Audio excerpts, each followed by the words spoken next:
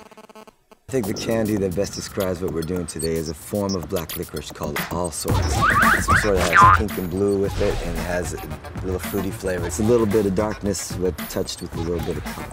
Chocolate with cashews and peppers in it, and caramel that you have to chew for a long time. It's like a very, very thick fudge that has chocolate kisses on top.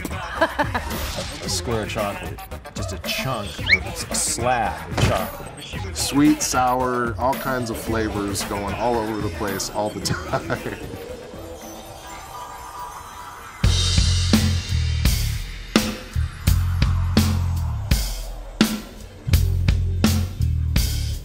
In this group, we have eliminated guitars and keyboards. One of the reasons is, for me, I'm just sick of hearing it. I mean, I'm sick of making music in that way. And I figure, if you really want to push music somewhere, discard the old tools.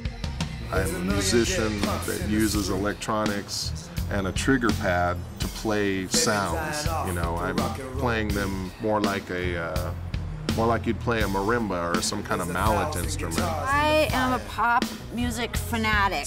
Like when I was a little kid, I would just fall in love with songs. I mean, you couldn't love something more. I like playing live, and I like improvising because it goes and it goes out, and whatever you take in is what you get. And you have it to remember, you know, but I'm not going to hang out and talk with you about it.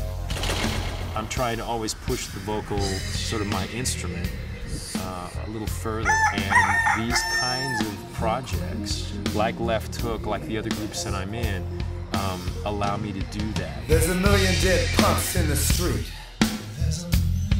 The track is called The Question Is, and it's another great example of PC's just great wordplay about like what goes on in the world.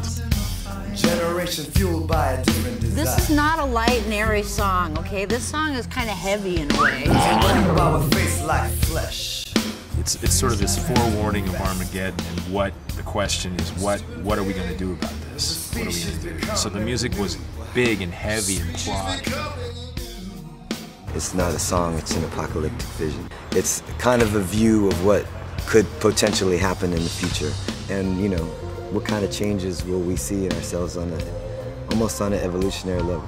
I think that's a challenge for everybody right now. How closely will you cling to all this old shit? There's 1,000 guitars in the fire. All the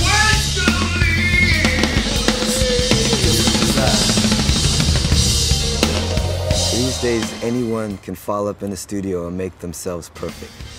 So what we do is the opposite. When we come in and we do not rehearse, we have a general song, and I'll send a demo out to everybody and say, get a vibe on it. PC gives me music to study, and then promptly tells me to unlearn it or don't pay attention to the ideas that are on the CDs. So it's cool because then I listen to what he's saying and try and feel what he's getting at, and then leave it at that.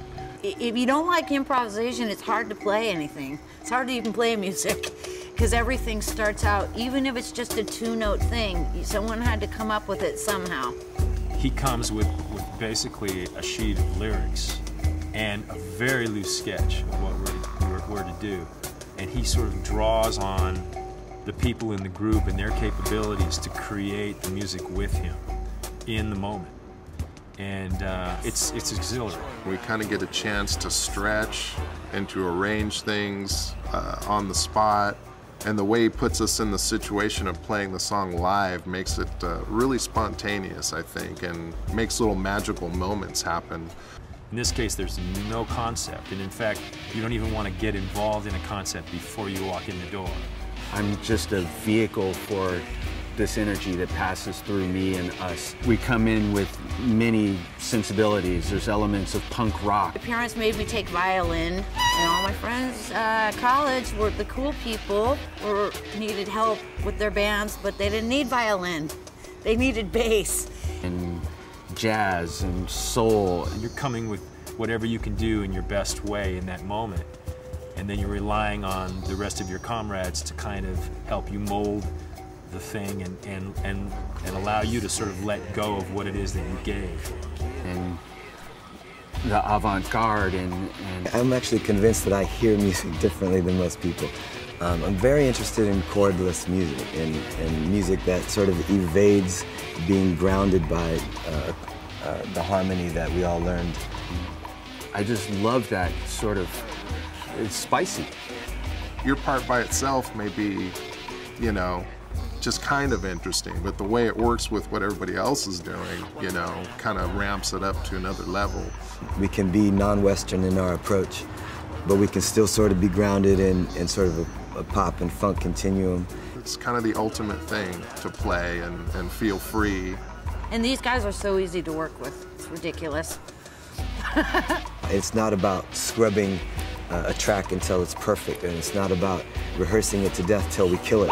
It's about breathing life into it in new ways each time. I hope anyone who sees this and gets to listen to what we all have to say and hear the music